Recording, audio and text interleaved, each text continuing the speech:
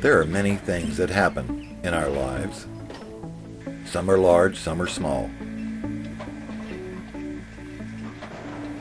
And sometimes it is something that we take for granted that teaches us one of the greatest joys of our life.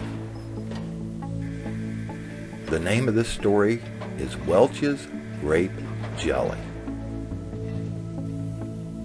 The sounds that are made by large steel prison doors slamming are sounds that have never left my mind or my ears even after 40 years. That hollow, horrible echo bounced off one steel wall and then another to travel more than a quarter of a mile to wake up each and every prisoner who was confined within inside the prison's large, steel, unforgiving cage. I was just a 19-year-old boy who'd bought a six-pack of beer at a party, who was now dressed in prison attire and ready to serve another long day of his 3-year, 5-month, and 28-day sentence. Out of the small steel cell I walked, and I headed down the concrete and steel walkway, with hundreds of other prisoners 3 stories above the concrete earth below to receive my breakfast. Upon entering the large steel dining room, still half asleep, the echo of clanging, banging, hammering steel never ceased. It never stopped. The steel walls, the steel doors, the steel pots, the steel pans, the steel trays, the steel silverware, the steel benches, and the steel tables were a constant reminder. The sounds of steel were the daily reminders of the terrible, unforgiving deed that I had committed against the society in which I had once been allowed to live. I shuffled along very slowly, dragging my scarred, bent steel tray down the long stainless steel line as the kitchen inmates threw, slammed, and splattered disgusting-looking food onto my 3-partition steel tray. I never made eye contact with anyone, and I never stopped moving slowly forward. I raised my hand to my mouth to remove the cold, solid grit that had splattered onto my hands, arms, and face as the food was pitched toward me and landed on my cold steel tray. Upon entering the end of the line, I reached up and I picked up 2 pieces of cold, burnt toast. Then I mashed them as hard as I could down into the other cold food below. Then I walked toward the old painted table, which had probably been painted gray for the 53rd time. Finally, I sat down, placing my hands over my face just for a moment, and I gave thanks to God for whatever little bit I might have in my life, whatever that would be.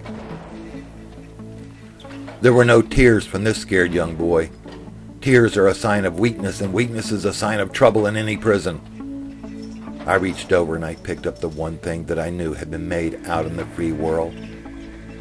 It was a small packet of Welch's Grape Jelly with a peel-off top. I held the packet up to my eye toward the large steel prison lights to look at its beautiful purple color.